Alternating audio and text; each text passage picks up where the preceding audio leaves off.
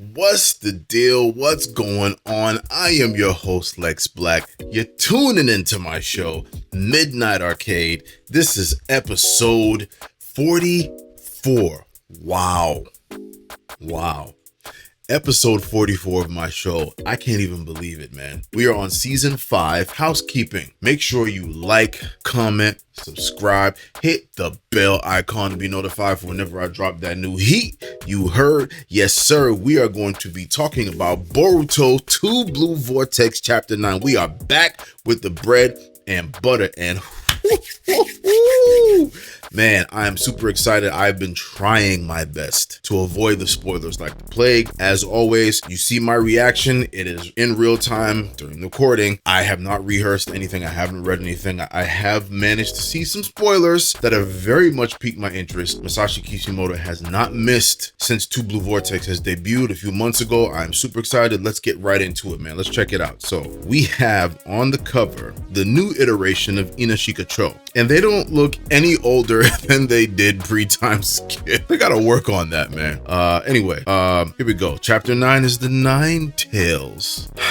Okay, here we go. So back to Jura and Nem. We thought we were chasing Uzumaki Naruto. So imagine our surprise when we found this little girl instead. The little girl is Himawari. She looks on. Shikadai is like, sensory unit, do you copy? This is Shikadai of Team 10. We've run into 2 likely trespassers. No sign of Master Sasuke. We request immediate backup. Jura looks on. Shikadai says, why come to such a remote place? You looking for something? Duh. Jura pulls out a book. Shikadai is surprised. Jura opens it and then he says, aren't you, that's right. Nara Shikadai of Kazamatsuri Moigi's Team 10 and the current Hokage's son. Well informed.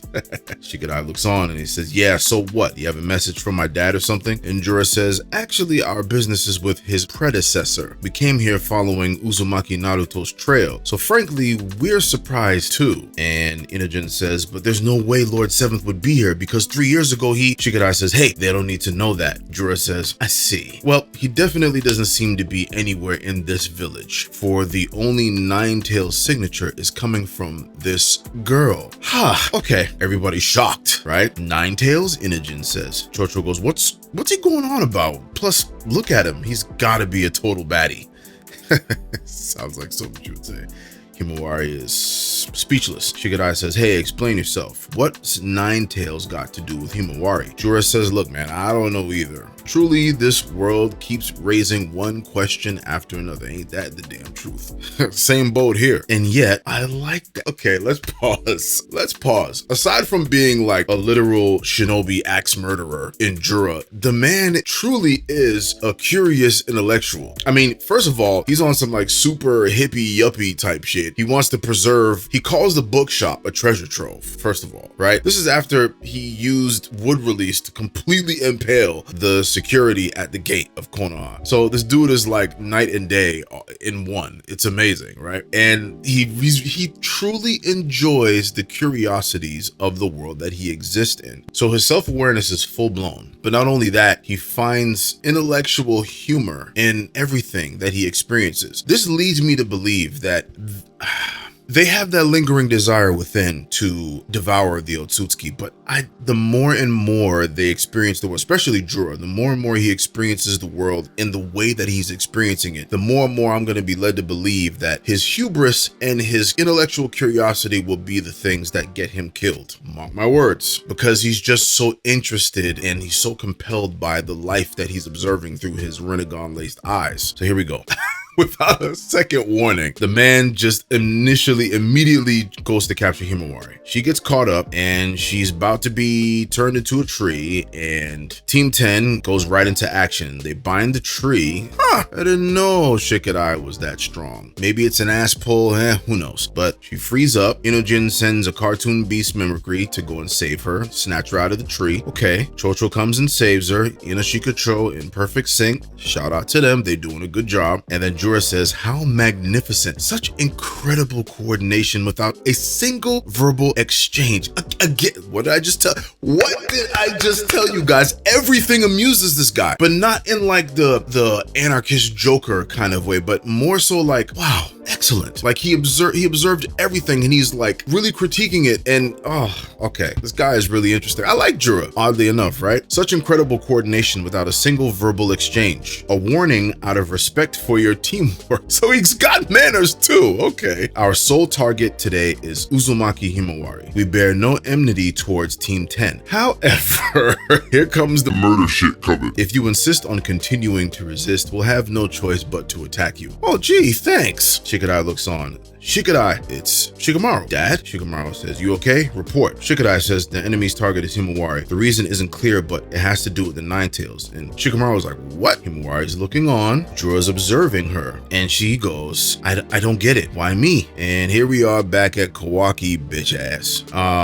Man. So he gets woken up and it's Amado that's trying to wake him up. Jura's looking on, but I guess that's Amado looking at Jura through a security feed. And he's like, what the heck is this guy?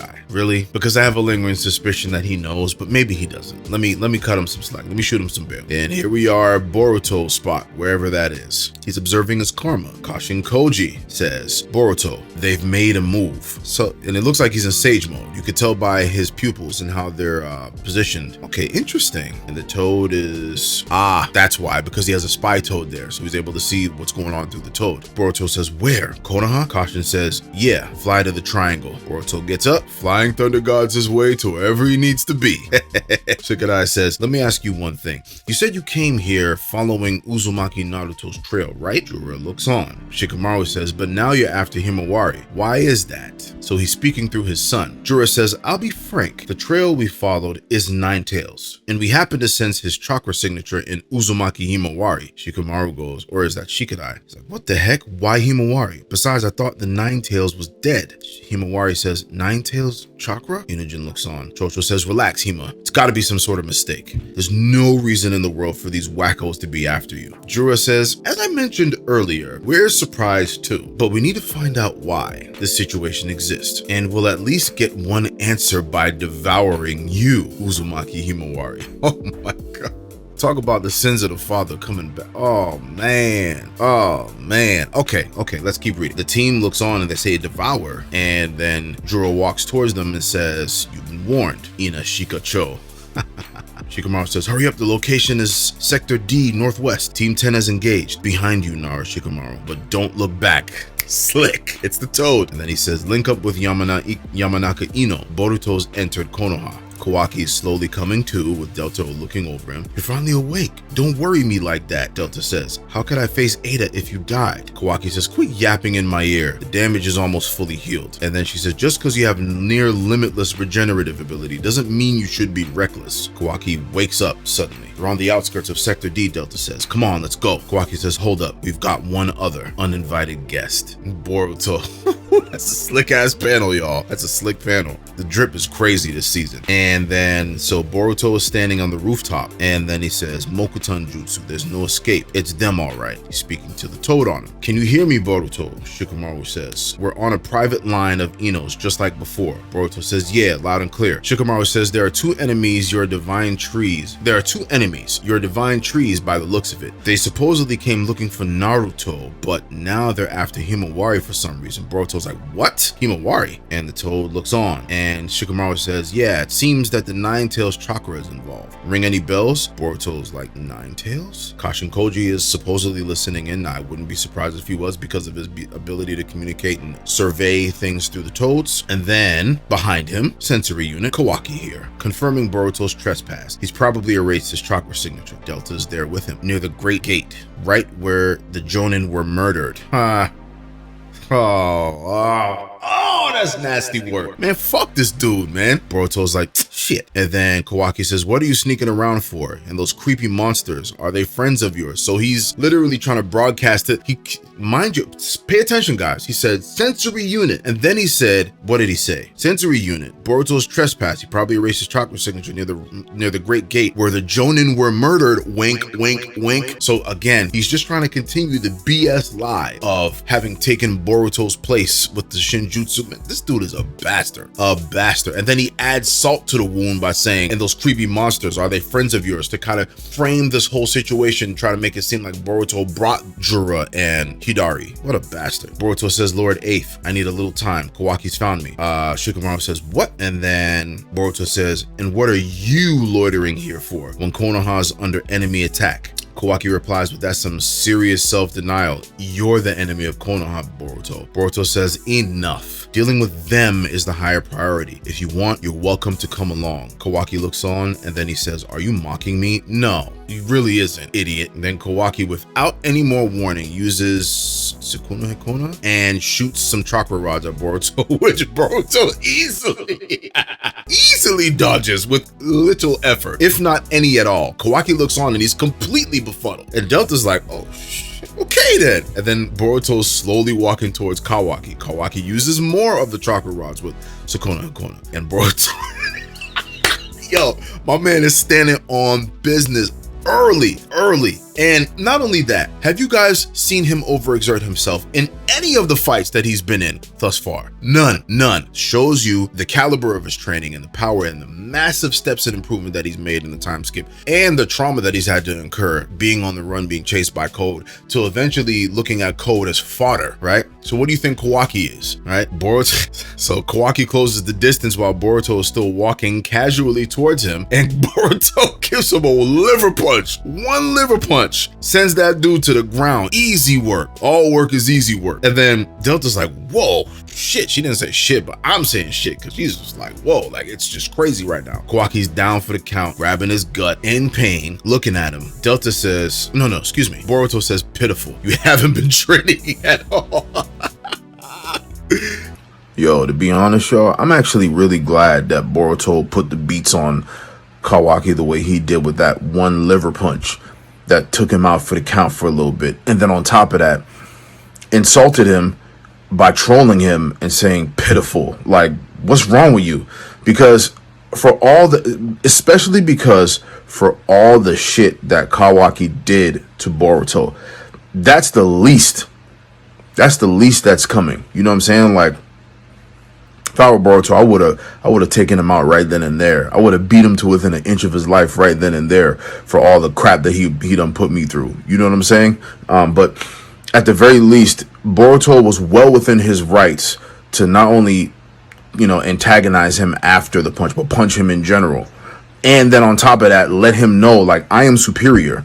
I'm stronger than you. You cannot beat me. You know what I'm saying? He needed to let Kawaki know that for the bitch moves that he's been pulling the past 3 years. And then on the other side of things, it's with Kawaki, not to shoot him any bail, because fuck him.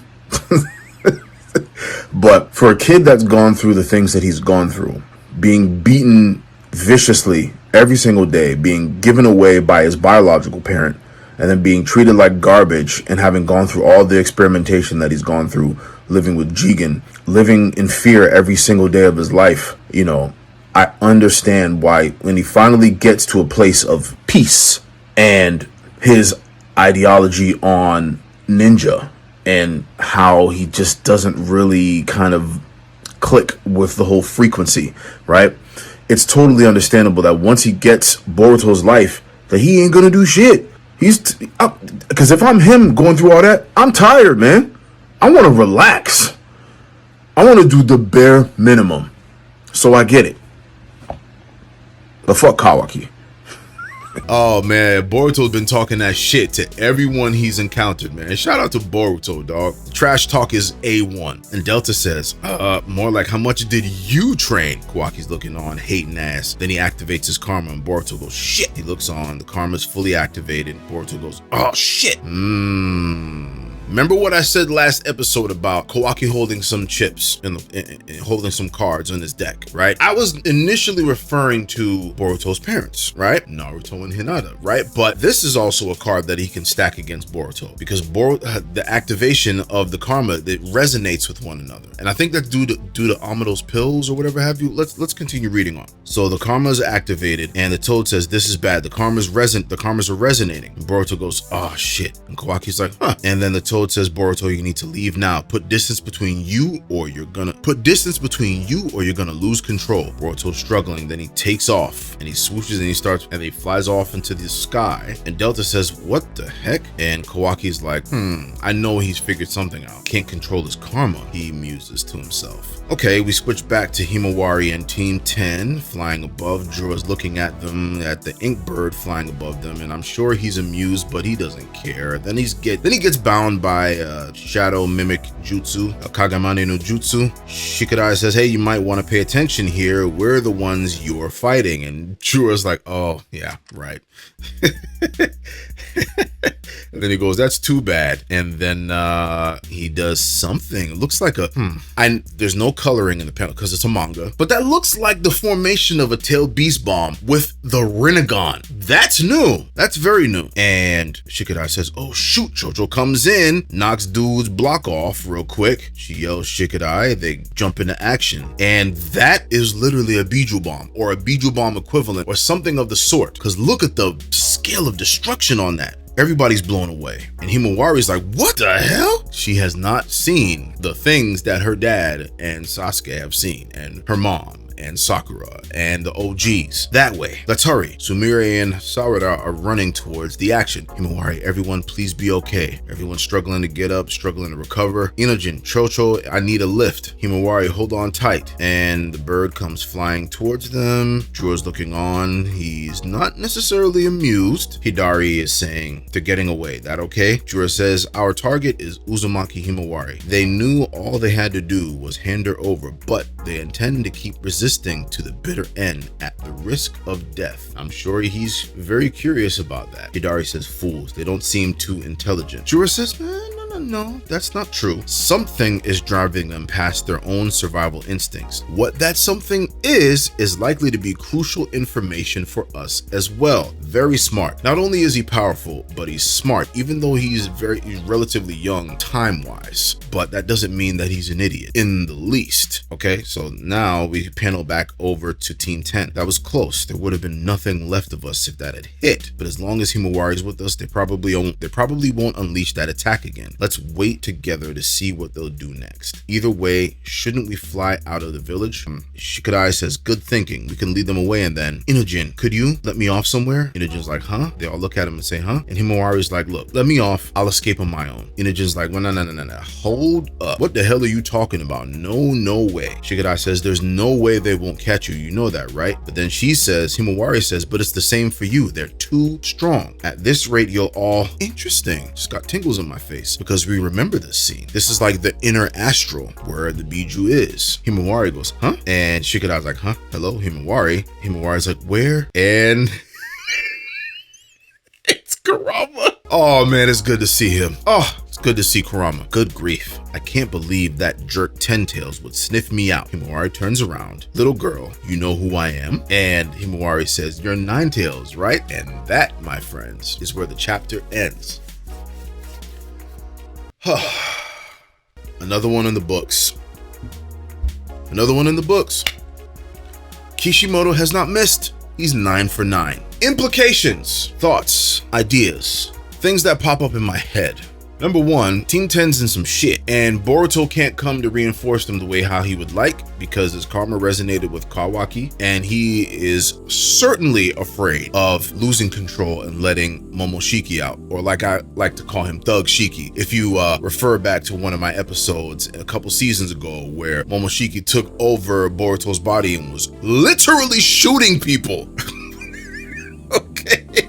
Y'all remember, if you know, you know, okay? Crazy stuff. Okay, so there's no backup in the most powerful character right now on the side of Konoha in Boruto. He has to go and handle his business. He'll be back soon enough, I'm sure of that. But Sarada and Sumire are on the way. There are implications for that. This is the fated showdown between Sarada and her father's clone in the Shinju, Hidari. I wonder how that's going to play out. These guys are OP, but I think at this point in the next chapter, if it's not chapter 10, it's going to be chapter 11 or somewhere around this time period. We're going to see at some point very soon Sarada's Sarada's Mangekyo Sharingan debut. And not only are we going to see it debut in its illustrious sun pattern, but we're going to see the powers that lie within it. Not only the base ocular jutsu, but the specialized power of Sarada. Sarada has always been set apart from the rest of the Uchiha clan as someone who's going to change the trajectory of hate, and break the cycle and break the chains of hate of the Uchiha clan. She's already proven it before with the little actions that she's done throughout the course of the series. And chief among those actions and aspirations is her wanting to be Hokage, but for reasons that were very different from previous Uchiha, right? Looking at you, Madara, right? So I'm very interested to see how this turns out. It's going to be a bit of an emotional jerker there because she's going to see an exact copy of her father, but I don't think Sarada is going to hesitate too much because she was given the info by Boruto about where her father actually is, right? So she's going to look at this dude, and here's what I think is going to happen. She's going to feel a little pang of like dad, and then she's going to be like, no, fuck that. That's not my dad. And then she's going to be like, yo, I'm going to have to rock this dude's shit. Like, how dare you impersonate my great Sasuke Uchiha? You know what I'm saying? Like, so I feel like that's going to play out. I feel like Team 10 is going to do a really good job of putting their lives on the line and protect Himawari. They're going to stick together, even though Himawari is going to want to run away. And then on top of that, Kurama's back. He's back. So he's going to be around. He's going to start telling and teaching Himawari that there's levels to this. Here's how you access my power, right? Which is dope. Now, other things that I'm very curious about. When and where is Naruto coming? I'm so curious. And then, speaking further down the line, what's gonna happen when Naruto returns and he senses the Kyuubi chakra in his daughter? How is he gonna feel about that? And now, this is an obvious question. You guys hit me up in the comment section. Let me know what you think. But I'm assuming this is a new Kurama, right? Could this be a new Kurama, or is this Kurama having the foresight to divvy up some of his chakra and place it in places or whatever as a backup, but the amounts were so minuscule that he appears as a chibi form of himself? Or is it just the simple Kurama's chakra passing on to Naruto's children, as it has been so heavily infused with Naruto's chakra his entire life? It's only natural that the chakra would go somewhere. If it didn't go to Boruto, it's gonna go to Himawari. But evidence shows that it went to both children's, evidenced by their whiskers, right? Just like their pops. So I want to see what kind of developments are made of those developments. I'm really curious to see what goes on. But you guys let me know what you think. This is just a quick episode covering Boruto chapter 9 to Blue Vortex. Man, Kishimoto has not missed, man. I am super engaged in this. I am thankful that these things are going on. This has been happening. It's been happening right. Yes. Y'all know who I be. Y'all know that I had quite a bit of criticism for the Boruto manga before all this, but man, have they turned it around. Woo-wee. But again, I am a firm believer of the OGs, and I cannot wait to see them back in action. Mark my words, as I've been saying, don't be surprised if you see Sasuke with either a new Rinnegan or a new arm after having been in the tree, okay? Just take my word for it. And don't be surprised if Naruto comes back with some sort of elevated, higher form of Sage Mode that is even greater than his most perfect form of Sage Mode that he claimed to have after he lost Kurama. I'm just saying, you never know. The plausibility of that happening is somewhat high. Either way, I'm holding out hope. You guys let me know what you think. Make sure you like, comment, subscribe, hit the bell icon to be notified whenever I drop that new heat. You heard? Yes, sir. Stay tuned for episode 45. I'm gone.